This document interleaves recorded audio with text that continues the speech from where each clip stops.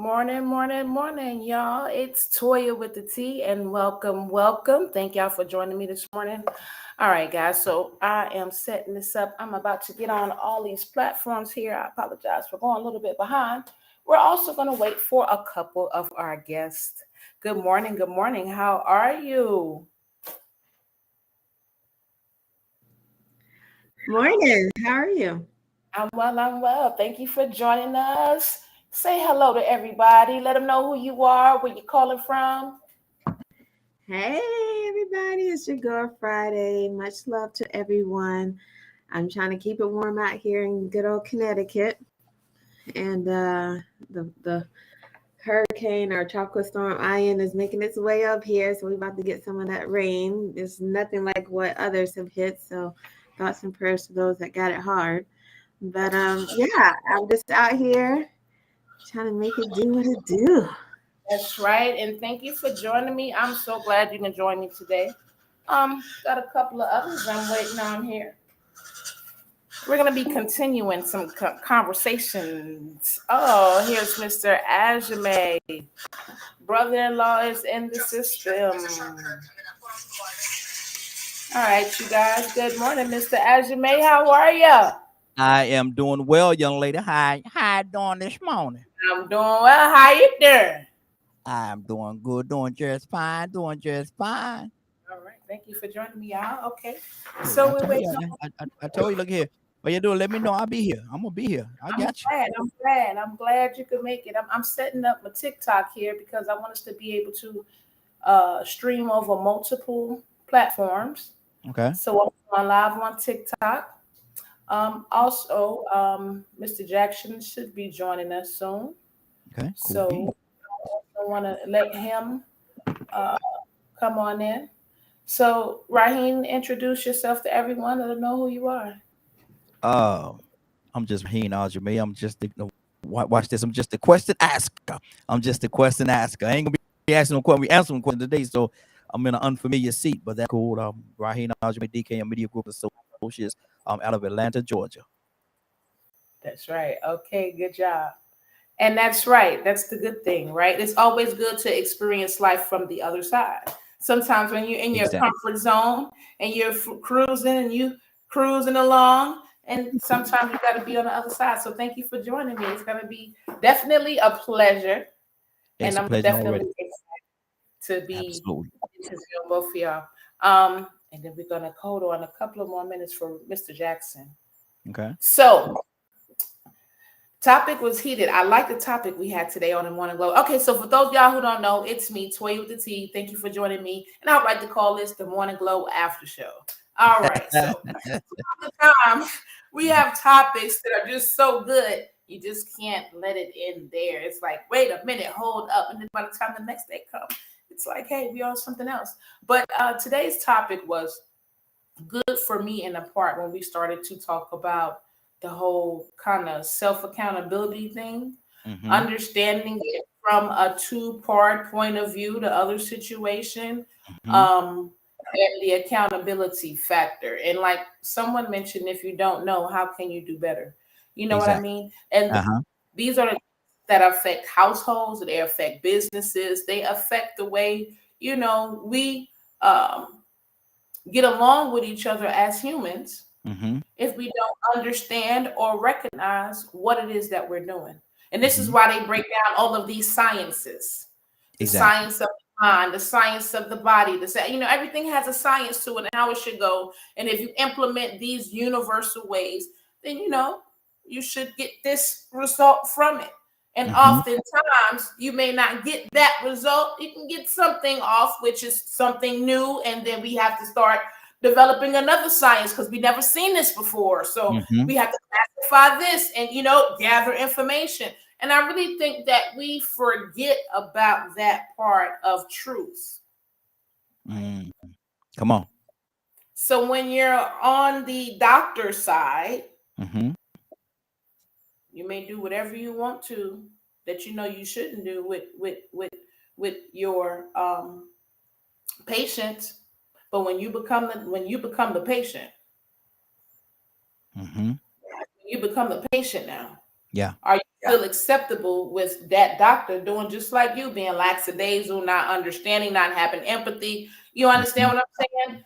Then it's going to be a problem. And I think that's one of the walls of the vision that we experience when we discuss racism. Mm-hmm. Mm-hmm. You know what I'm saying? Yeah. And it's like today, or when I hear people say certain things, you know, in my life, it's like, you know what? I remember, or there's stories that, you know, women in New York would jog late at night and something would happen to them. Mm-hmm. That's their personal responsibility. No. I mean, well, according, you know, if we go according to one standard, Mm-hmm. using slavery or Mm-hmm. after slavery, Yeah. how much personal accountability can I take when it's a two-party situation? And how can you shift it? Because, oh, in this scenario, no, it's not. Mm-hmm. But in that scenario, oh, yeah. And that's where I think, again, that divide comes from. People like to fit into their own narrative as to what benefits them or what fits them or where they're trying to get to. Absolutely. Mm-hmm. And that's what the issue, because there's no reality there. Right. I don't think, you know, that's just me. I don't think there's no real reality there, because if you're gonna switch the narrative to fit what you want, or how you want it to be, that's almost like when they took the lady to be judged, to be stoned for adultery. They took her to be stoned for adultery because she committed adultery. Okay, where's the man? She didn't commit adultery by herself. Right. Is he better than she? Because if she committed adultery and he was a part in it, shouldn't he be standing right beside her for both of them to be stoned?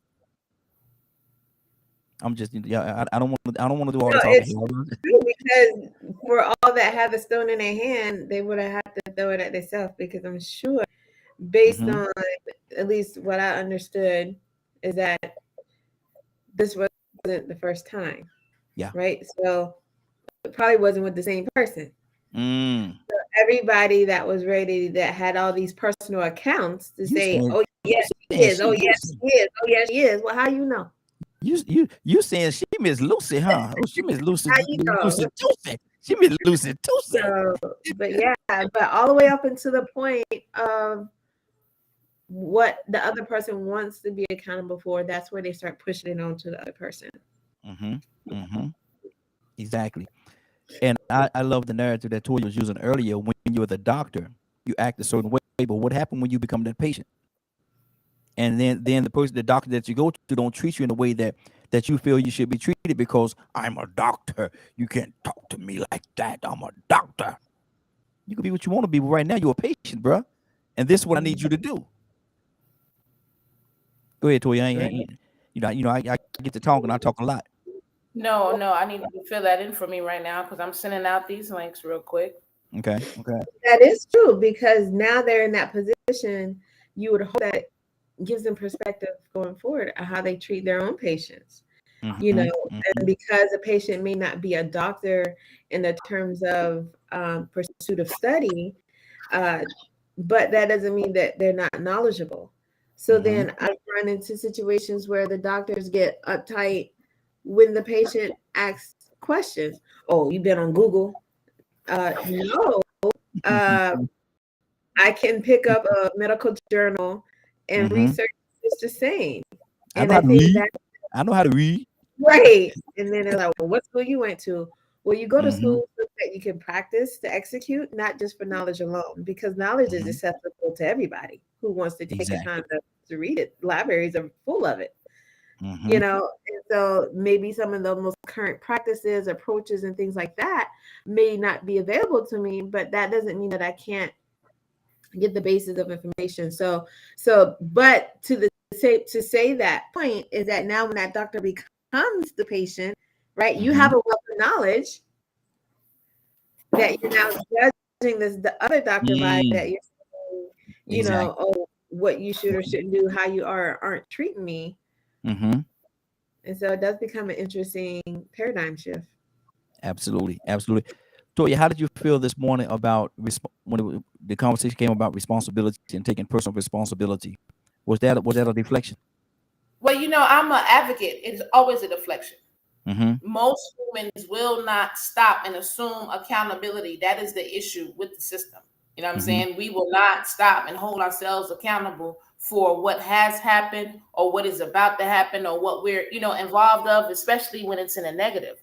Mm-hmm. You understand what I'm saying? So that's always your average. I gotta watch what I say. I don't want to say average, but that's the normal human response is to deflect like children. Mm-hmm. And we teach and train our children to assume accountability when something is your fault or if you had a role to play in it. Mm-hmm. Even in the court of law, if you are an associate to or in cahoots with someone who is committing a crime, you knew about it, you drove the car, you didn't call the police, there can be a sentence along with that just because you knew. So we deflect knowing that there's a consequence Mm-hmm. behind whatever it is that we have already done. So yeah, the natural point is going to be, oh well, yeah. What about you? Mm-hmm. That's again, that's that wall of division, and that's kind of the point. Again, so if I'm jogging outside in New York and I know that they rape people at night, I know I'm wearing clothes that's not provocative. So what you're saying is when I get dragged inside the bushes and raped and beaten, then I need to assume personal accountability because I shouldn't have went outside with them kind of attire.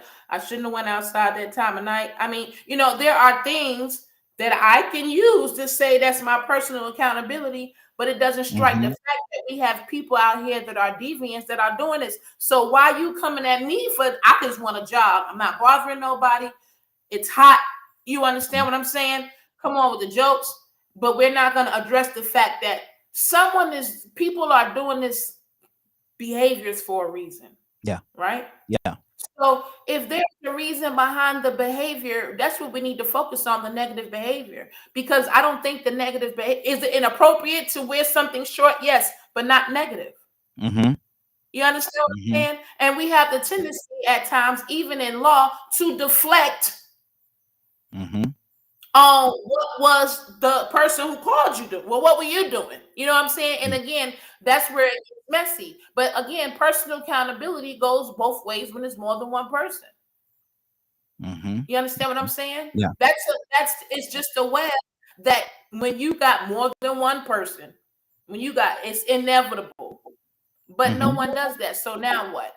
So now the question was in Scoring 2, and good morning, Rico, in reference to kind of how Black people are always saying, what we can't achieve or what we can't have, and then they look at it as if we're doing it to ourselves. They don't feel like the fact that we come from a long traumatic past with America, and with us, being put down, being talked about, being 3/5, just the whole process has nothing to do with how we can get along and get ahead. You understand what I'm saying? And that's, again, you're not taking personal accountability because everybody in the world knows that the effects of slavery had an effect on America until yeah. Everybody in the world knows that. Every science, history, everybody talks about it. Even when we talk about the Roman Empire and how they ruled the world, it has an effect still until today. So when we deflect, it's because, hey, my great-great-grandfather was a slave master. And there's nothing I can do about it. And it's very uncomfortable to face that. You understand me? Somebody's father who was the rapist, somebody got to face that. And that's why we deflect. That's something, we really got to process this thing. Your great-great-great-grandfather was a white racist man who burned people, who slit people's throats, who drag people out houses. Mm-hmm. Why wouldn't you want to deflect? You understand what I'm saying? Like, I get it from that point of view as well. But how do we solve it? That ain't got nothing to do with today. Mm-hmm. What we do to keep on track today is, are we volunteering? Do we go out of our way to mend these relationships that we know is broken, even if I didn't have nothing to do with it? It's not about me having anything to do with it. It's the fact that I come from a lineage that did this to a people, and I am ashamed. And what can I do to make it better? No, I'm not going to be scared. Now, are there some truths? But it's truths to the things that y'all were the barbaric ones, and you're looking like something strange now because we barbaric. Like, come on, like, how do you do that? But again, I want people to focus on this right here. Why are Black people acting and behaving this way? What is the reason? And if we stop and look at the true reason, Willa kind of made a point today about it being a distraction. Again, is it about raising them? Like, is it just about dropping guns in the middle someplace that for them to have easy access? Like, what are the real problems? Is it really because they're being over abused? You know what I'm saying? Mm-hmm. And we have to really look deeper than that. And I don't think that we do. I think we look at surface issues. I think we only focus on surface issues instead of saying, somebody said it again today, as Black people, you're absolutely right. We need to focus on our children, and you can't identify white people. So I'm not saying don't tell us how, but be more supportive and encouraging in what we're doing. You understand what I'm saying? For the same effort, instead of just saying, well, y'all doing and acting like that because you want to. You know what I'm saying? So that comment that they had this morning is like, it makes me think, like, as a woman, when something violent happens because you're wearing a certain kind of clothes or you're in a certain situation, then take personal accountability. Don't think about the deviant or the deviant behavior, Rico said that time, the deviant or the deviant behavior that went down and why, but take personal responsibility, because if you wasn't at his house or if you didn't make him think or whatever, you know what I'm saying, the deflection is. Mm-hmm. That's good. But what's up, Rico? Thank you for joining us. So one more time, real quick, y'all. Toya with the team here. We're having a real quick after show after the Morning Glow. You can check it out on Facebook. That's the Morning Glow. And we're here with Friday, Raheem Ajame, and Rico Jackson. And we're having a conversation on what does this mean to pull your bootstrap up, and why is it that it's hard for, I guess, the other people to really understand what it's like, what the fight is to be a person of color in America, basically, in a nutshell. Some of those answers are easy. I mean, you can't really ever understand another person's perspective without living through it, unless you have some type of special gift to be empathetic and put yourself in somebody else's shoes. There's very few people that can actually relate to a situation that they haven't been through, but when you start talking about, the situation that happened earlier with Paul saying that about, accountability, I always go back to human behavior. Sometimes shame or feeling like the finger's being pointed at you makes you feel bad. And just like we was talking about how, do Black people sort of justify how white people feel about us? At the same time, sometimes we see Black people doing bad and we like, oh man, that's a representation of us. Exactly. We can't deny this group thinking process. You know what I'm saying? It exists, this group process. You're going to relate to people that look like you and had similar experiences. That's why, like, if I go through any Black city, a majority Black city, if I see a lot of poverty or bad conditions, I feel like, man, they're going to say that that's how we do when we run stuff. Yeah. So that's why when I see Black excellence, then I'm able to say, see, now that go another example of we can do it. But the thing is, you were asking the question, well, do we justify them feeling that negative way? And so when Paul said that about us being responsible, holding ourselves accountable, I could dig that. We do have to address the issues with the guys in Chicago killing each other like that, and the type of music that they make that influences that, and the millionaires like T.I. that say it's free to people that do that kind of music. We have to look at the things that we have dysfunctionally started accepting in our community and condoning as okay. And why is it okay now? When you want to answer that question, it's okay because it's profitable. All kind of deviant behavior is profitable. If you get a lot of people watch you act a fool on Facebook, sponsors will come in and pay you to market their product because they want to, and it's a trickle effect. It's a cause and effect. You know what I'm saying? So sometimes if you want to even beat something good, like they tried to stop a movement in hip hop at one time, they wanted to stop NWA and 2 Live Crew and Tupac. Then somebody said, well, you know what, man, something about this momentum, we can't stop it. This thing is stronger than religion. Yep. These black people still listening to it. If the police, they bumping the music, they shaking houses. Well, you know what? Let's go ahead and invest in it. Take it over. Make it profitable. Yep. And then when we make it profitable, we can dictate what they listen to. Even when they want to start rapping about self-destruction, we can say, well, nah, we're not going to put self-destruction out. Matter of fact, we're not going to even put it on this album. We like this song. See, if we can control the industry, then they'll start doing what the rappers we want them to listen to start doing what they want them to do. We'll invest in the prisons that's going to result in them doing what they're doing too, and the funeral home. So you have to ask the question, who benefits from this behavior? So now here it is. We hold ourselves responsible. We start breaking down how this thing works to our young generation, and they say, well, you stop doing this, you stop doing that. But then they get pulled over and they comply, like Philando Castile, and they still end up dead. Or they walk to the store to get some Skittles on a tea, and they end up dead. Or they just jog through a neighborhood and they end up dead. So even if we do hold ourselves responsible, when you gonna hold yourself and your people responsible and talk to them people that do that type of stuff, and then let them people stay on the street after they do it? Right. In the judicial system that doesn't prosecute them the right way, the way they should, because somehow they always find a way to legally exonerate somebody. But then we got people getting exonerated after they done did 30 or 40 years or 27 years for stuff they ain't did. Some guilty people still walking around free, like George Zimmerman.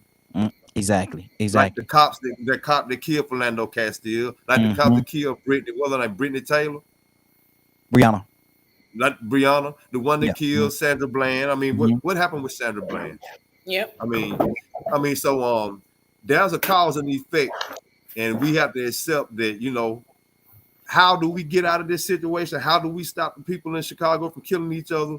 How to find out how they're getting all these brand new Glocks with these long clips in the first place? Find out why 5-year-old children value $700 Balenciagas and know about the guns on Call of Duty. Find out why this is even acceptable and why they even know these things, to be aware of it at their age and what they're being exposed to, because all this boils down to is access and exposure. If you, whatever you have access and exposure to, that's going to pretty much dictate your conditions and your behavior. And if you coming from a place of inherited trauma and inherited dysfunction, then you got to find out where it came from and how that got started. Because some things that we hold as acceptable and we condone, we should never have condoned. Right. Will they ever understand? Yeah, they will once you break it down to them. See, if you don't know any better, you can't do any better. But see, the web is so deep. You get what I'm saying? I mean, we could talk for 8 hours straight and still have a whole lot more to go before somebody just be like, wow. That's why them Hidden Colors videos are so long. They long. If you ain't careful, you'll fall asleep on it. Yeah. But once you start paying attention and being like, what? Boom, you stuck. Now you can't wait till the next 4-hour DVD. You can't wait till the next 4-hour stream. So they can find out. We have to take the quality time consistently doing that, and in the same process, waking ourselves up out of these things that we condone and that we embrace, because we still think capitalism is a good thing. Wow. Every system has its flaws, but this system is another one that we caught up in. Even if it was socialism, somehow if people had good intentions with socialism, if people had good intentions with communism, if people had good intentions with Christianity, and they were consistent and solid and genuine and sincere, If people had those same intentions with capitalism, it would work. That's right. But you get the wrong people in power, and then they want to get greedy and start manipulating the conditions of the masses, and they have learned how to maintain and control the conditions of the masses for what they need. Now, some stuff they ain't gonna be able to control, but they already know how to profit from it. Exactly. Friday. You just can't help I mean, yourself. you get it. You can't. Huh? I mean, so much was said, from Rico about that, because that's, essentially, I know it was the opposite of the general masses, but you can't really fully control how somebody else look at you if they want to buy into the stereotype. And I think that's what I was wanting and trying to say this morning, is that how we're in an environment where a predetermined narrative has been set up, where media has created its own empire based on perpetrating that narrative. So even when you hear reports, you already know before you hear anything else based on the title, who is it dealing with? Because when they say a man or something happened and they deflect to even address, the race of the person, but then when they give other narratives, black man, and they already got a picture. It don't even have to be a white picture. Yeah. But then, so there's a certain quote unquote dignity that's carried even with the news when non-people of color are caught up in a situation, if they even announce it. But we'll surely get the headlines. So it doesn't matter to a certain extent how well we are. They're still going to find that 8% of the 100% population of the black people and highlight that and make the narrative to make you feel and think that that's what they all are. And it's not true.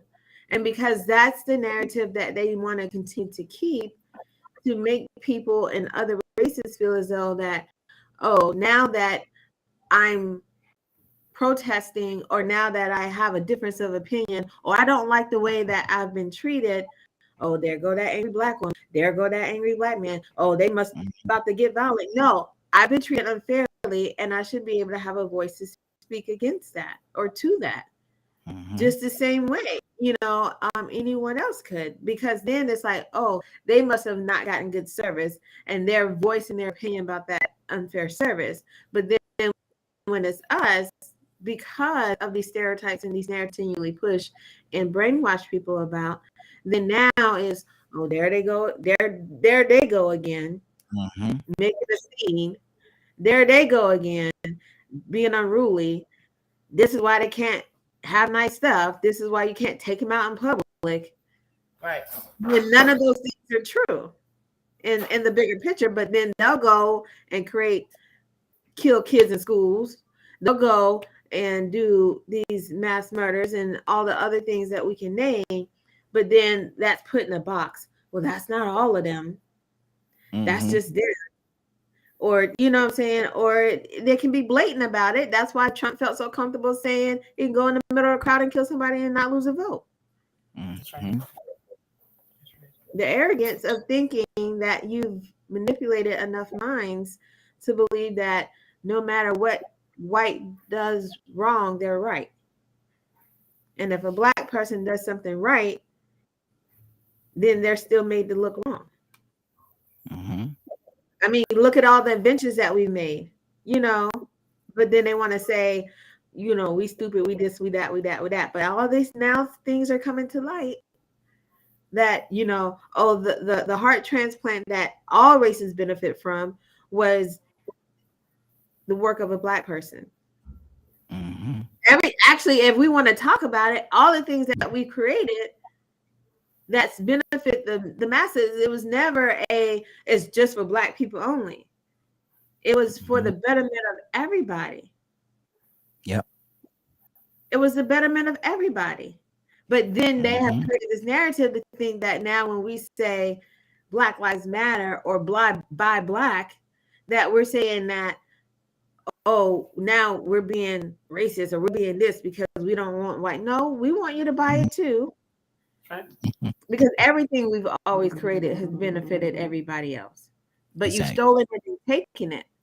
You understand what I'm saying? So then now, we need to put the pressure on in a way to where, like, okay, these freezer trucks that's transporting food and traffic lights and all these other things and other inventions that's been stolen, not given credit, a percentage of all your net profit needs to go to building or benefiting Black communities and Black businesses and schools. You need to put back into, you're not going to give reparations, right? But all the things that you benefit from that we created, a portion of that needs to be given back to the schools and to communities and to other organizations that's built up Black people. That's right. And good examples of that, we see it all the time. We even see videos where white people can do something extreme and strenuous to an officer, and the same results won't happen in an instance where we know that they were trained that they should have had a response, and they chose not to. This is something, again, we all have facts, we all know, but it's just like the syndrome that we have when we're parents and we know our kid being touched and we don't say nothing. I know none of us might experience that. We know people that act like that. They act like they don't know that it's abuse and they keep on going in life like they don't know that they're wrong. And it's too hard to stop themselves. You understand what I'm saying? Like, it might not be us, but we know that there are people that are like that. And if we continue to walk around like we don't know people are like that, and we don't acknowledge people like that, we don't bust people out like that, we don't try to find them some help. You understand what I'm saying? It's like what we were talking about the other day with the Black women just having a bunch of kids. 5 is too many. Yeah. And we don't want it to multiply and grow like a cancer. So, it is a web of things that influences these behaviors. You know what I'm saying? And you can't just stop in one day. It's a unraveling of things. There are things that, I've always said the government should implement, because we know that it has effects on how kids are raised. Why don't we have automatic child care classes for youth, people who are having kids when they go to the hospital? You know what I mean? Why don't we have a system to where instead of social services being someone to come take the child, it should be a support system to help you keep the child? Come for classes, be able to assist and provide with people who may want to, adopt a child right here and are willing to give clothes and help and assist along with other resources. No, we're stuck in this capitalist society where it's about capitalizing. And if I give you some and then you get some, I can't have as much. And that's what starts to interfere with this system, because again, it's about capitalizing. So if I give stuff away, I can't capitalize like that. So again, when it comes to unraveling this system, right now today, what does a mother in Chicago that's had all these things go on and their at-risk child, what do you do? What do you do with a community of, let's say, 3,000 at-risk, barbaric young men who are ready to go kick in doors, rob and steal because of their conditions? Now, again, another thing we got to think about also is the media when we watch TV, right? I hate to have to say it, but people don't want just regular stuff. We want sensational stuff. So that's what the media does, whether it's news, whether it's shows, whether it's documentaries. The goal is always to try to put the most fascinating product out and get as many views. It's still really not based on the real truth, because again, there are people who walk those streets of Chicago who do not fear those same 3,000 Black barbarians. You know what I'm saying? As if white folks ain't got barbarians. That be my point. You know what I'm saying? Humans got their barbaric side, and everybody got their thing, and we all got our barbarians and our cliques. Mhm. And yeah, you should be ashamed if you're connected to a person who's a ruffian and a barbarian to the point they want to go and murder and steal and lie. Yeah, you should feel some kind of way. But you Yeah. should also be empathetic to both sides of the story. Why are they angry with you? Mhm. Why, when you walk down the street, you get looks? Well, because your dad murdered their kid. You know what I'm saying? Mm. And we have to really be honest about certain things of that nature if we're going to move past it. And I think that's the thing. Nobody wants to take that same accountability that they're talking about. You're not taking that, making that comment. Exactly. The next thing should, what do you need to make this better? You know what I'm saying? Mhm. What do we need to do to move further and move beyond this? How can I help? Anything other than Mhm. what do we have to do? Yeah. What we need to do? What you need? What we need to raise money? You know what I'm saying? And this is Mhm. my last comment. So what we want to do us first? So what? Mhm. So what? What do you mean?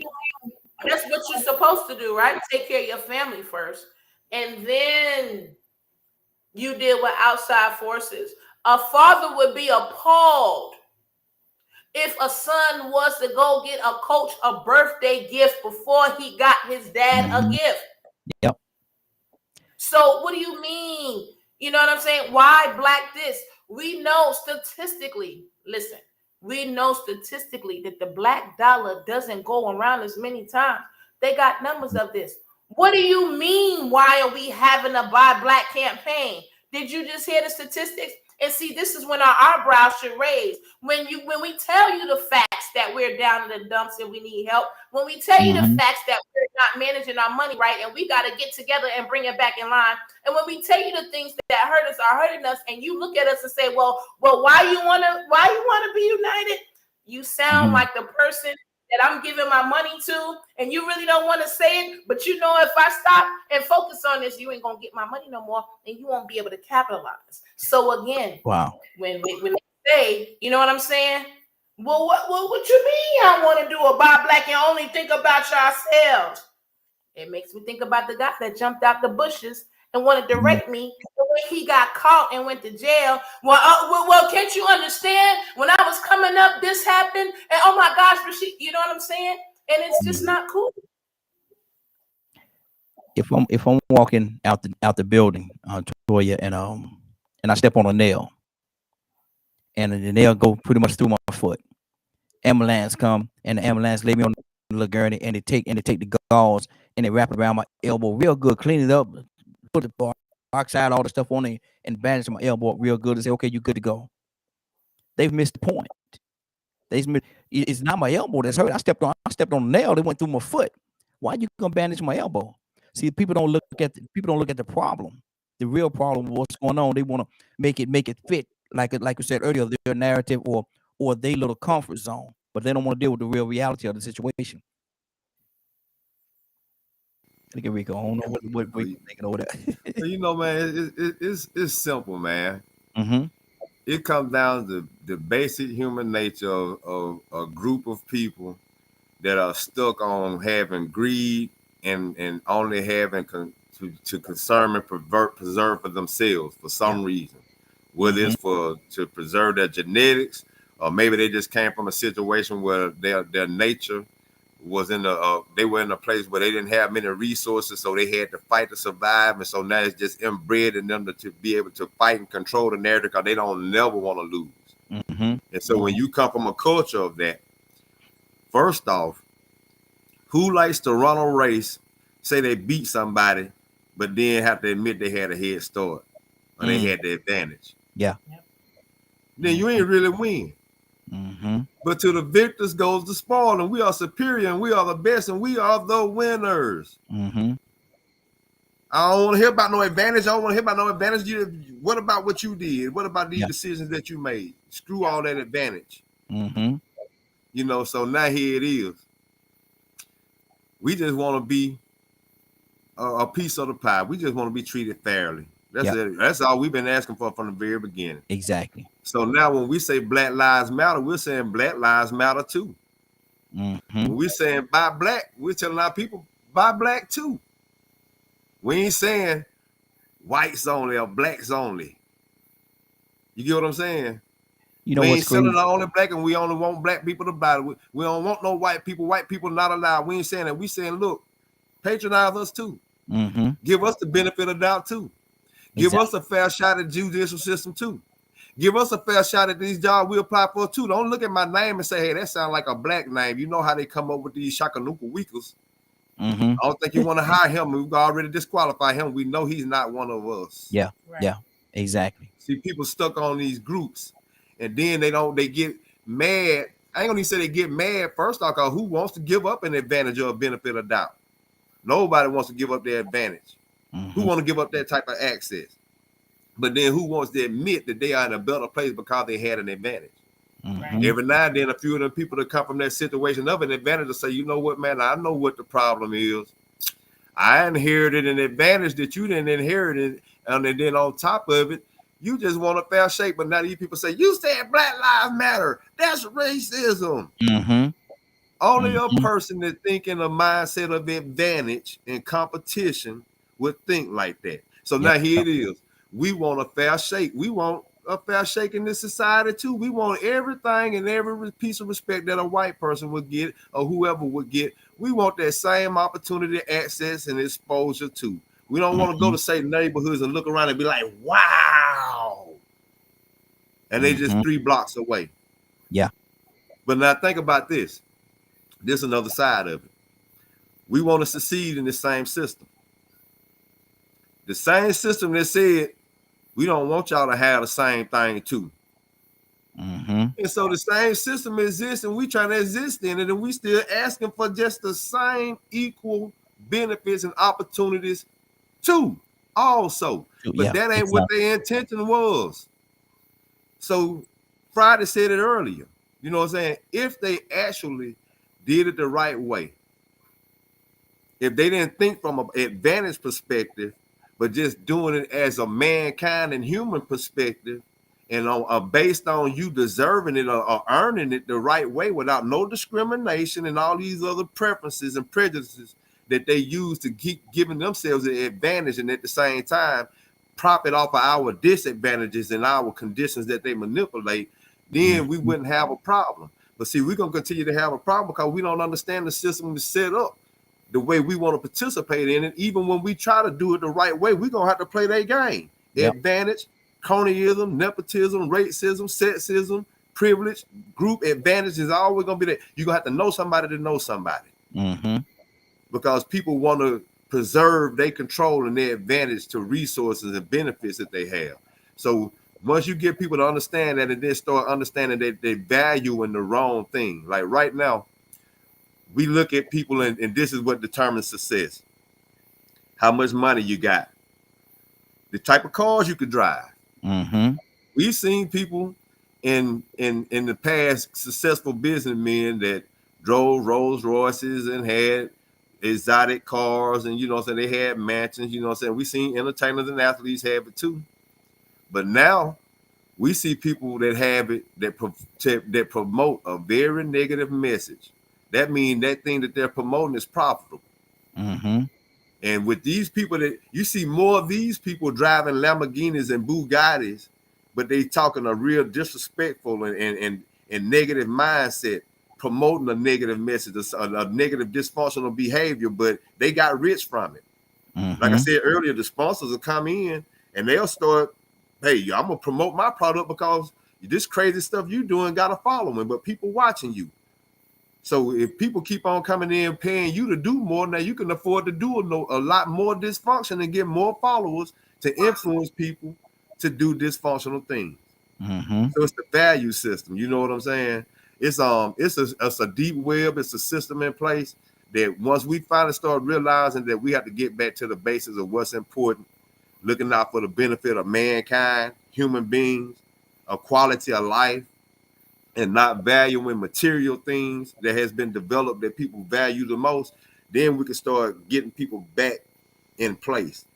You know, we can stop complaining about gas inflation and start saying, well, you know what? Since they keep raising the price of gas, let me think of the things that I don't really need to burn gas for. And the less gas I use, sooner or later they might have to lower the price of gas because everybody is saying now that really and truly, I really don't need this. Do I really need these 4 bedrooms? Do I really need all of this? Or do I really just need this to make it, to be comfortable? What is your value system based on? So it's all about value system, man. And the people that got the messed up value system is the ones that hear Black Lives Matter or buy black and think that we mean black only because they was the ones that were saying whites only. Exactly. They had access and resources to things they didn't want us to have access to. They said whites only. We don't want you to have none. We want some too. Black Lives Matter too. That's all it is. We just want some too. And by us asking for something and saying, okay, y'all come shop with us, buy black. Our lives matter too. What you mean Black Lives Matter? So you're saying white lives don't matter either? All lives matter. Well, y'all ain't made it look like that so far. If all lives matter, man, when y'all find this out? I thought I've been knew this. Now you telling me you knew the whole time that all lives matter? What about you got some questions to answer, buddy. What about this side of town over here? Something going on.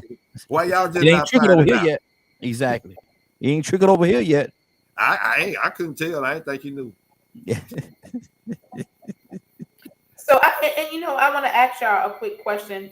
Y'all know, y'all ever heard of how many times that the black dollar circulates in the community? Have y'all ever heard those numbers? Yeah. All right, let's see. So right here, real quick, they say that money circulates one time. It went up a half because when I first did these studies, it was a half. But they say that studies show that the dollar circulates one time in the African American community. Yep. They say that it rotates 6 times in the Latino community. They say it rotates 9 times in the Asian community.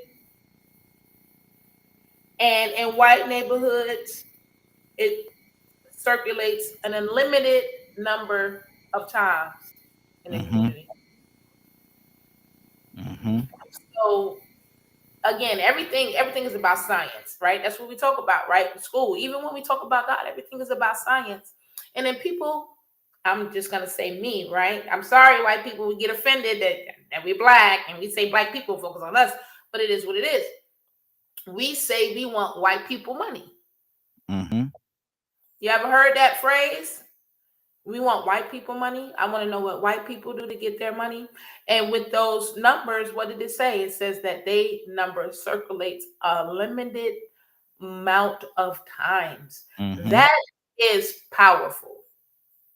An unlimited amount of time. Now, keep in mind, whose stamp of approval doesn't need to be in there. So it kind of makes sense when we go hand in hand.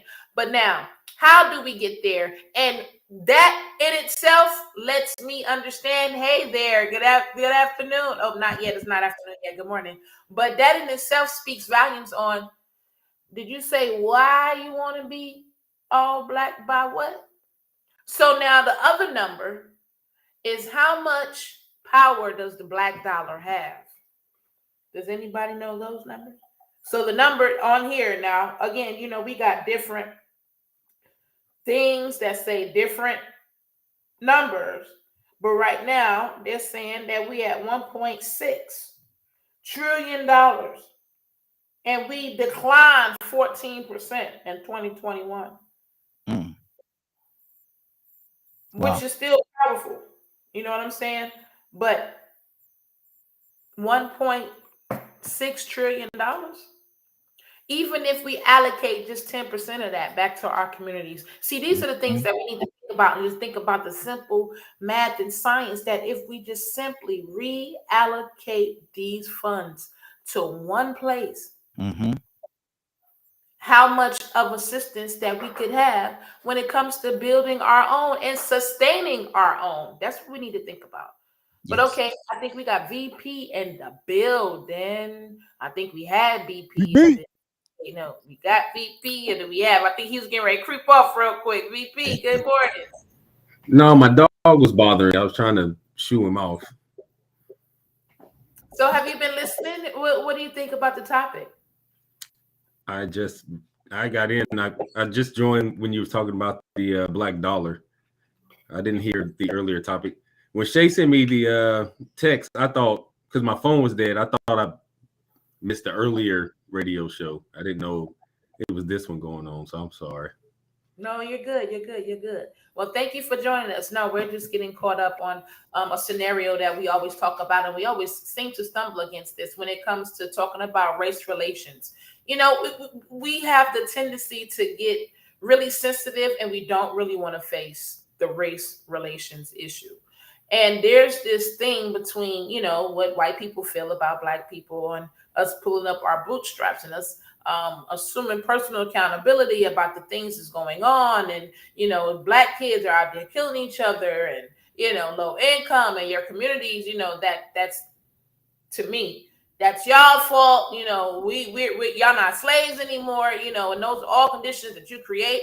And it's kind of like this thing to where, you know, to pull it up by your bootstrap, but you're not understanding that even though you're telling us to hold or have personal accountability, y'all are not, or you are not assuming your part of the accountability when it comes to history on why there's a divide between white and black anyway, you know, why race is an issue, you know what I'm saying? Just deflecting on Black Lives Matter. What do you mean all lives matter? But all lives wasn't being tortured and beaten and had crosses burned in front of their house just because they was all lives. It was because they was black that they were being drugged and burned and beaten. You know what I'm saying? All these insane things. And here we are in modern day slavery yet again. Slaves to other things. And it's still like they can't identify with us. So we were just, you know, pointing out, as Rico, he stepped away for a moment, pointing out things like, you know, where do you assume personal accountability when you're Trayvon Martin?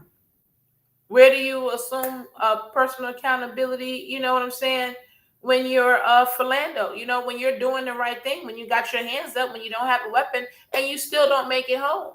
And I think, you know, this is the part that we get sidetracked on when we start talking about race, because they start throwing it back on as if they have nothing to do with it. That's all y'all, you know. So what do you feel about that? When you know, that's what they say, like, hey, y'all need to talk to y'all kids. That ain't our problem. Y'all need to do y'all thing. We don't have anything to do with that. What do you feel? What do you think? You know, is that true? Do you think they have the right to feel like?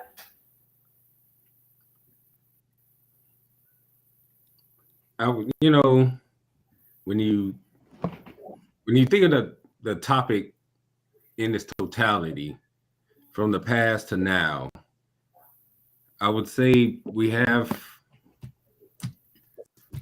seen, you know, some changes. It may not be always for the positive, but I think we've come to a place where the blame game is not so easy as a solution to pick. I'm thinking, you know, with the Trayvon Martin and you know, a lot of those isolated incidents, we live in a media where, you know, they like to project the negativity more, which, you know, feeds the sales and brings the dollars. And just like you were speaking with the black dollar, a lot of that money goes into negativity. It goes into promoting those things that don't really put a positive image into the black neighborhood. We could, you know, use that money to promote a lot better, or market in our communities a lot more. You know, when we walked Harlem the other day, or, you know, a couple weeks, maybe a month ago, to see what Harlem looks like after gentrification is totally different than walking Harlem, you know, 20 years ago, and we still had that black dollar then. So I think it's kind of, if you know, saying we're going to have a truth moment in this, we do have to look at ourselves a lot more and see what we are allowing in our communities to be promoted. Because even with having Sadeo, I noticed, his eye gate is just full. He gets whatever, whenever, at all times when it comes to YouTube and the internet. And, we're no longer at that age where how we were, our parents, taught us what to do. And that was the only thing that we got, because, we didn't have the internet or the phones. It was whatever the neighbors were saying. So now, even though we can instill that stuff into them, they still got so many other avenues to branch out to get something new. And if we don't use that black dollar, like you're suggesting, to actually promote, we killed PBS. PBS was a nice program for the Black community. Why are we not doing something? Why do we do BET Plus and all that to make profit? But we could be promoting with that money, those types of programs in our community. Mm-hmm. So I don't know. We might have to look at ourselves and stop allowing them to get us off our path of doing something for ourselves by creating this false narrative that, it's a black versus white thing, when they know we really got the power. As long as they just continue to make us think we don't, then, we'll continue in this cycle. Back, just like you said, back to slaves to something else. Okay, I think we lost. There she go. There she go. Oh, we had lost there for a second. Yeah, no, I'm still here. No, I just put them on the big screen. I think Rico had to go. I think he got an appointment. But no, very valid. But this is another key I have to that, because we don't own the media outlets. Mm-hmm. Of course we do. So when we're talking about this web and this system that they've created, go ahead. I say, of course we do. Yeah. This system we do. We do, but you know what I mean? The main outlets. Yeah. Because if it's a system and it's set up to distribute a certain type of product, because they know that it's going to wind up opening multiple doors. And let's just be honest, right?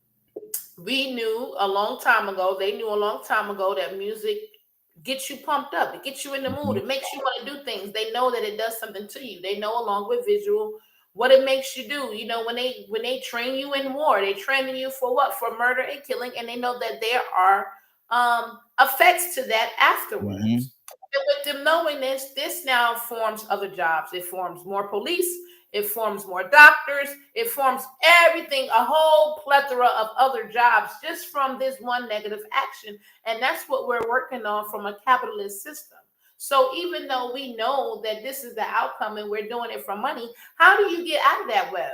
You understand what I'm saying? Because this is what we have to think about. When cell phones came along, how many of us said we wasn't going to get a cell phone? Y'all remember back that far then? I don't know if y'all remember back that far then. Okay, we were used to something else and we said we wasn't. But look at us now. Because the web, it was like, again, they're influencing and creating the way of life. So it's not really all the time about us not accepting or promoting it. It's more or less about what they say they want to distribute. Because remember, Black people at one point in time, they said no. And that's what it was. And we had to go and get our own things to put us out there. You know what I'm saying? So the power that they have in setting up this structure, they're doing it for a reason, and we know it's to make money. So is the accountability is to not have your kids have a cell phone in a world of people that have cell phones? You know what I'm saying? Is the whole accountability, we don't want them, let them experience certain videos or, certain actions, but it's there in the world, but we just don't let them experience it. You know what I'm saying? I think, again, we have to look at it to collective.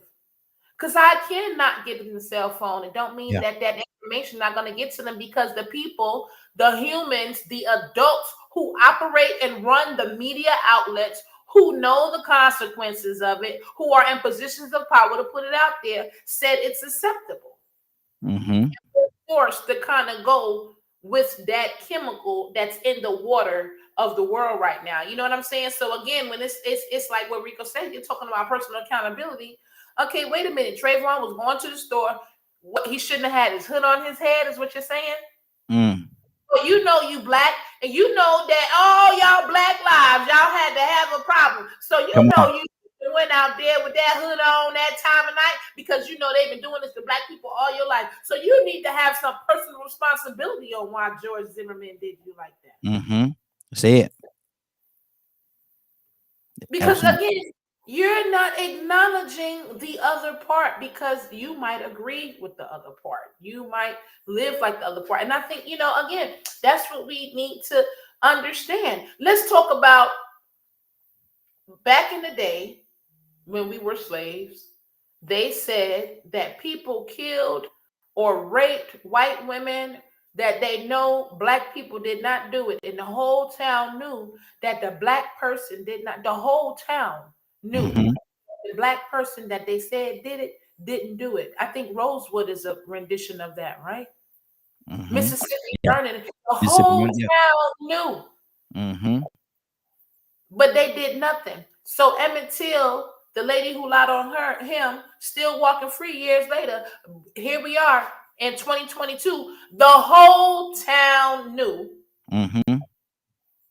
Nothing still happened. So that lets you know that that system is still here. But you're still telling me the whole personal accountability.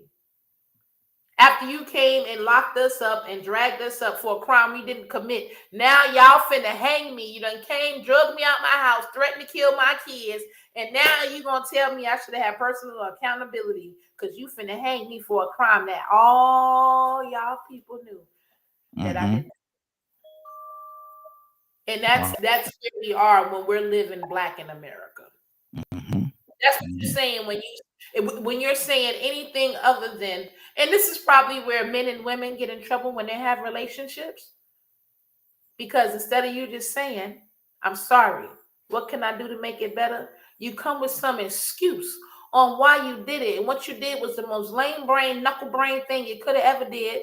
It could have been something downright disrespectful, but you so prideful. Instead of you just say, you know what, you're right, I'm sorry, I didn't mean to hurt you. What I need to do to make it better, and whatever I need to do to make it up to you, I'm willing to do.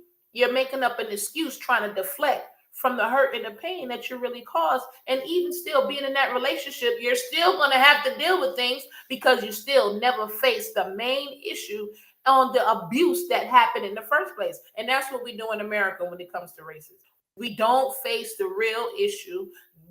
Nobody can take the heat when we sit down and have these conversations.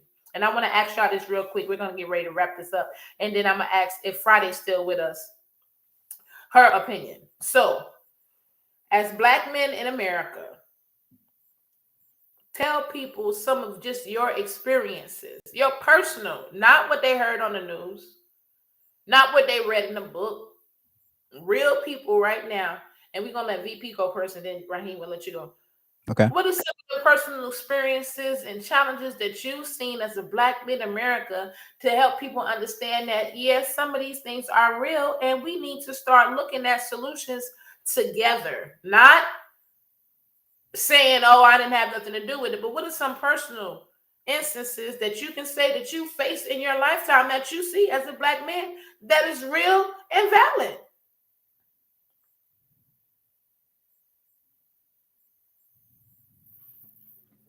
You know what's funny?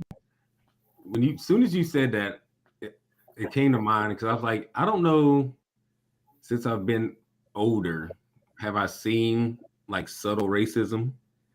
But now that I live in Connecticut, you know, and this is a Democratic liberal state, but they still have pockets. And that's what I was thinking when you were going through everything. I'm like, it's always going to be pockets somewhere of people who it's just hate, you know, they just bred for it. But I was up here in the Arby's, and I went to make my order, and I went to go find my seat, because they bring the food out to you. And I walked past this elderly lady. She had to be in her 80s.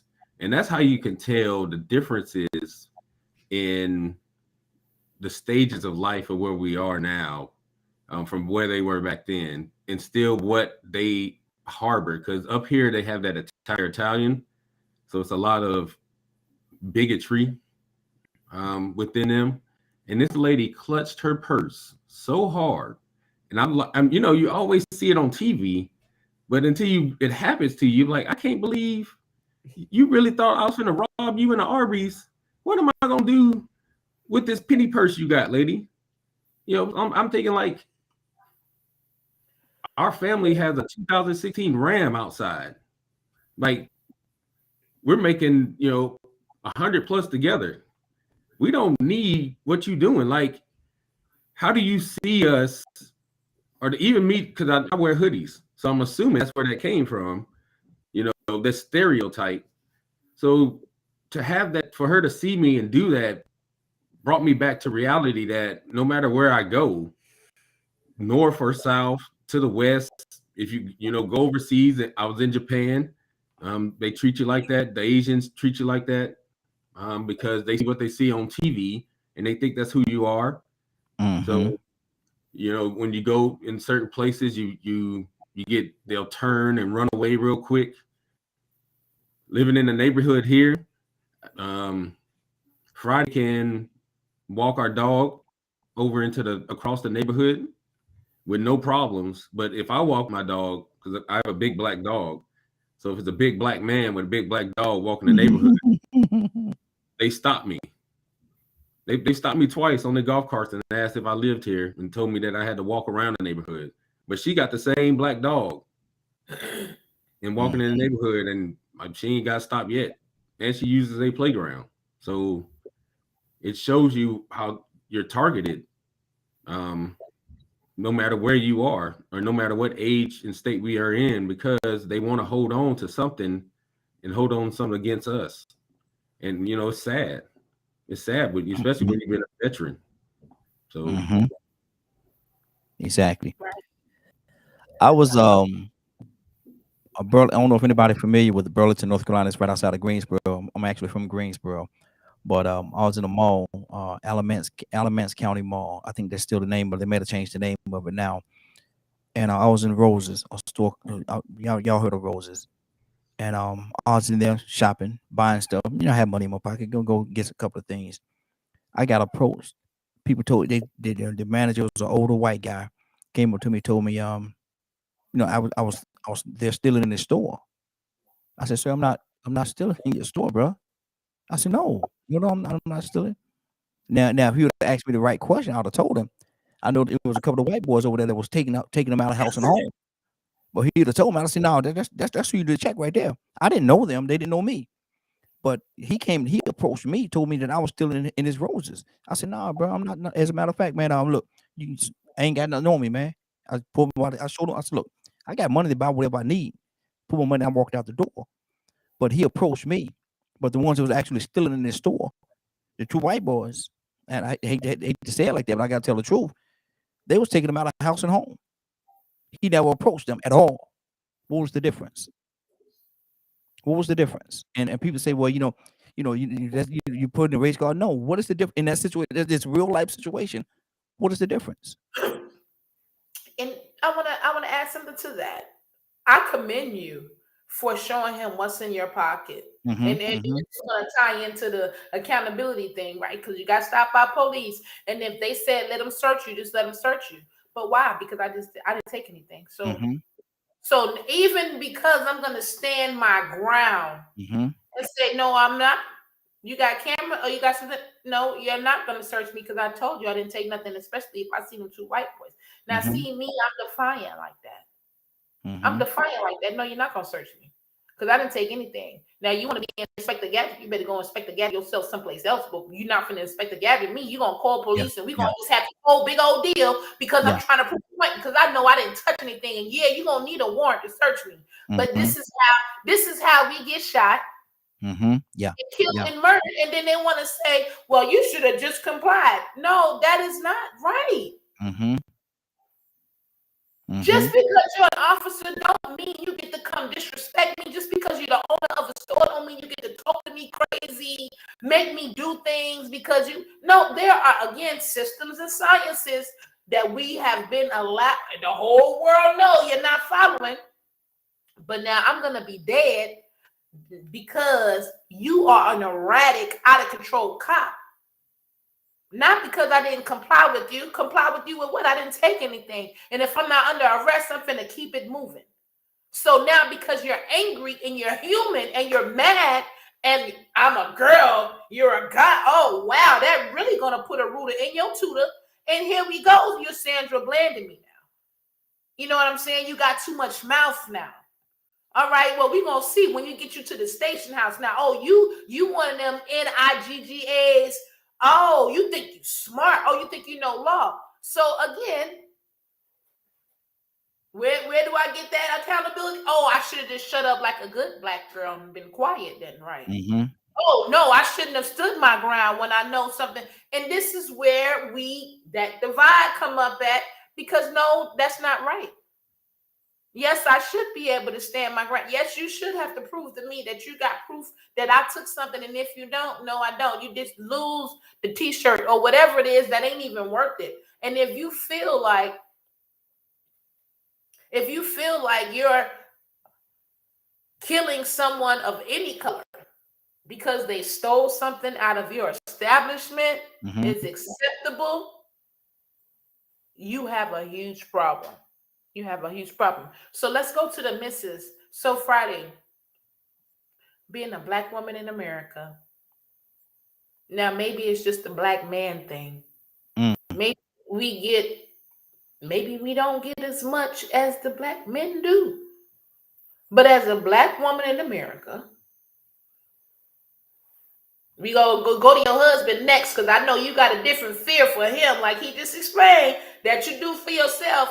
But as a black woman in America, have you or do you have any personal experiences that makes us feel like, see, this is what we're saying. Yeah, racism is still here. Yeah, what we say is true. We're not exaggerating. It's not about pulling up bootstraps. Something in the tea ain't right, and we are not acknowledging what's true. Have you ever been through anything like that to, make us believe that these things that we say as black people are true? I have. I think the most profound situation wasn't necessarily recent, but when I went through training in the military and I got to my first duty station, I pursued the veterinary field. And apparently, I guess through the data of time, it's not very many people of color, Black people, that pursue that track, because that track splits into food inspection and then it's the clinical medicine side. And so when I came to my first day as permanent party at my location, I was walked past. And then when I was addressed, I was told, without even asking, oh, all of y'all are in the back. And so I wasn't really sure. I knew what I was experiencing, but a part of me was like, I'm not really sure what's happening right now. So I was like, and so when I didn't move or leave, they was like, well, are you lost? And I was like, I'm not lost. I'm here. I'm looking for, XYZ, because they're my NCOIC, my non-commissioned officer in charge that I need to report to. I'm the animal nurse that's assigned here. And they was like, literally, I'm not even like making it up, ad-lib or anything. I was looked dead in my face by a Caucasian person of rank in that environment and was said to me, interesting. We don't get very many of you. Wow. Usually all the Black people choose food. And so I knew what I was up against and what I was dealing with. And the remnants of that I had to deal with throughout the entire career. But as in my current day, and that always stood out to me, that I'm like, man, in a place where you're supposed to be the most, I guess, diverse, I was still being singled out because of their perception that maybe I wasn't smart enough to be in that field. And so I always had to prove myself more. But as of late, it's just really subtle. It's really small things in terms of seeing and experiencing it, because it's like, usually it's from the state of a shock and awe, like, oh, I didn't know you're capable of that, or oh, you know, like there's some type of limitations based on the areas of which I operate in. And so I do, it is different, but I think there's a heightened level of concern when it does come to my husband and my son, you know, my brothers, because I know immediately, especially for my husband, because he's tall, he's dark skinned, you know what I'm saying? He's of a pretty good physique. And so the immediate is like, oh, let me be afraid before I even approach him and talk to him. And I see that overlapping not just from Caucasian people, but I'm actually starting to see it even from other Black people, that they don't want to approach him because now they're buying into the hype and the stereotype and the narratives that have been pushed before us all the time. And it's very disheartening, and it can be upsetting.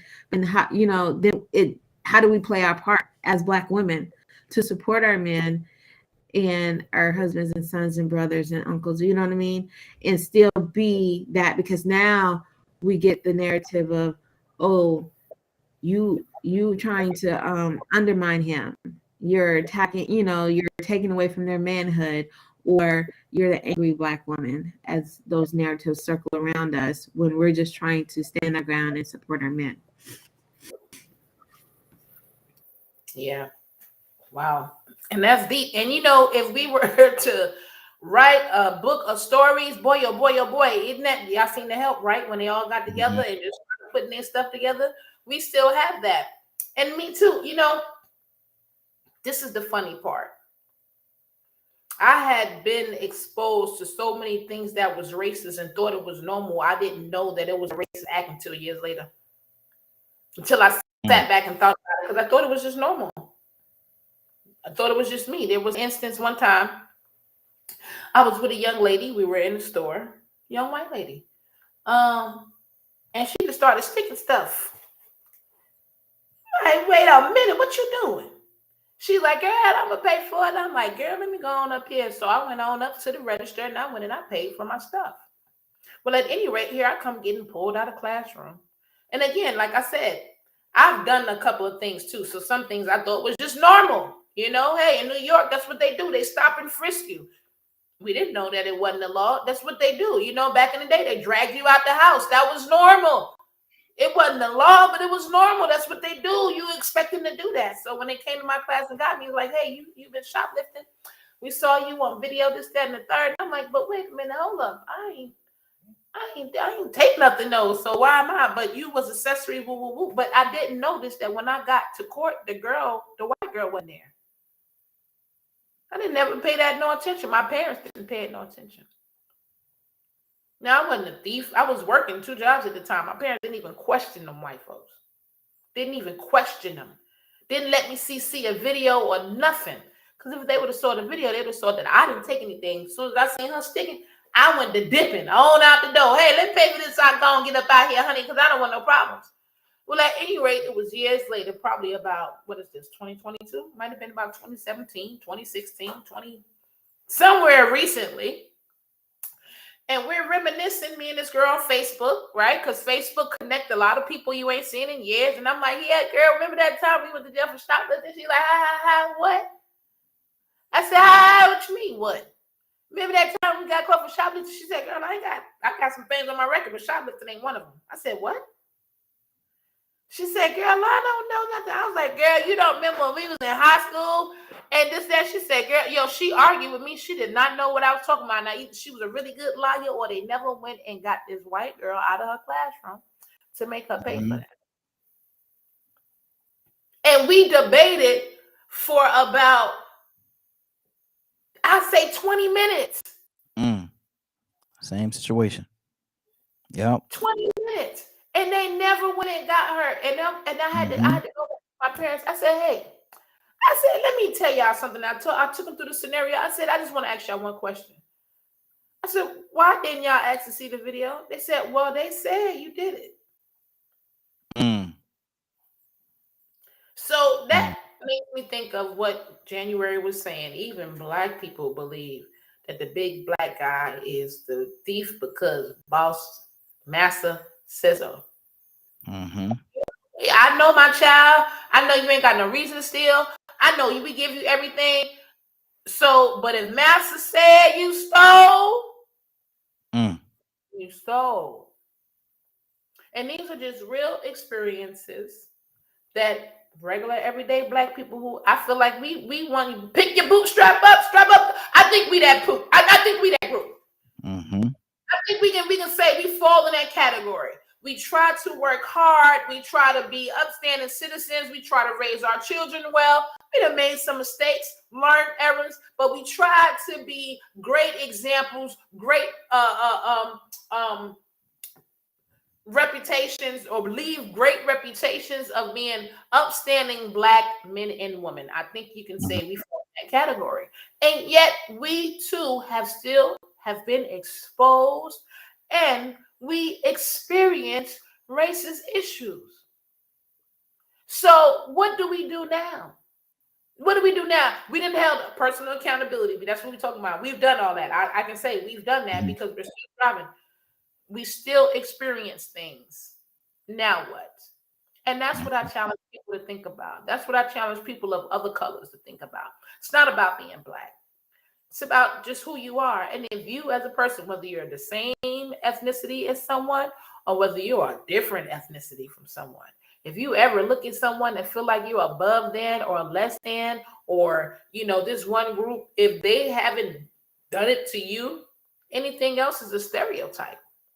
If you treat them as you're above, you're no different than a racist. You can be Indian. You can be Asian.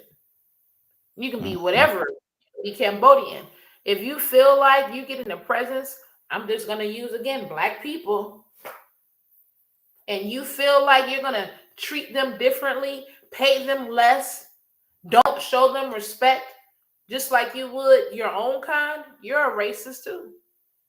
You're just as bad as the KKK, because I don't think being an upstanding citizen is about singling people out just by how you look. It's about how and what you've done. And still, upstanding means no matter what you've done for me, I'm going to do the best that I can to not disrespect you in front of other people, not put you down, not make you seem less than other people, not try to get everyone else against you. That doesn't coincide with upstanding. So I think that we need to think about those things, and we need to think about things from the other person's point of view. So I'm going to go ahead and get ready to wrap this show up, y'all. I want to say thank y'all for joining me. Is there any last words that anyone would like to say before we get ready to wrap this show up? Okay, I was trying to yield the floor, but it's been a great broadcast. It's been a great broadcast. I definitely appreciate it, and hopefully you would invite me to come back and hang out with you again. Absolutely. You got a couple of minutes, so if there's anything you want to say, you got it right here. Go ahead. No, that's all I want to say. Thank you. I want to say thank you. Thank you for having me. I definitely appreciated it. I'm looking forward to next time.